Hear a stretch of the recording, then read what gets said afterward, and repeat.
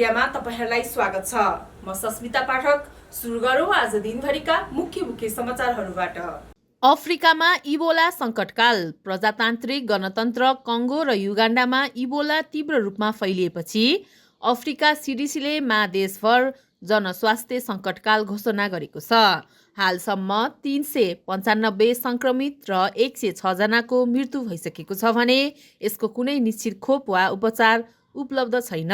पूर्व मन्त्री खड्का विरुद्ध मुद्दाको तयारी। अख्तियारले पूर्व मन्त्री दीपक खड्काको 1 अर्ब रुपियाँ भन्दा बढीको सम्पत्तिको वैधानिक स्रोत नभेटिएपछि जेठभित्रै मुद्दा दायर गर्न तयारी गरेको छ।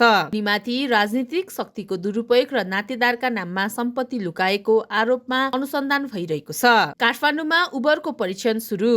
अन्तर्राष्ट्रिय राइड हेलिङ एप उबरले ट्याक्सीमान्डुसँग साझेदारी गर्दै काठमाडौँ उपत्यकामा परीक्षण सेवा सुरु गरेको छ। पठाओ र इनड्राइभ जस्ता एपहरू सक्रिय रहेको नेपाली बजारमा उबरको आगमनले प्रतिस्पर्धा थप बढाएको छ। पीडित सडक व्यवसायलाई क्षतिपूर्ति। वीरेन्द्रनगर 6 मा फुटपाथ व्यवस्थापनका क्रममा नगर प्रहरीबाट काफलको टोकरी पल्टाइदिएर दुर्व्यवहारमा परेकी व्यवसायी धमिला चौलागाईलाई मेयर मोहनमाया ढकालले 10,000 रुपियाँ राहत प्रदान गर्नुभएको छ। दोषी प्रहरीमाथि कारबाही प्रक्रिया समेत अघि बढाएको छ। इरानको जेलमा रहेका युवकको लागि गुहार। इरानको जेलमा थुनिएका नेपाली युवक अमृत झाको रिहाइका लागि यहाँका अधिकारीहरूले 55 लाख रुपियाँ धरौटी मागेपछि उनको परिवारले सहयोगको अपील गरेको छ।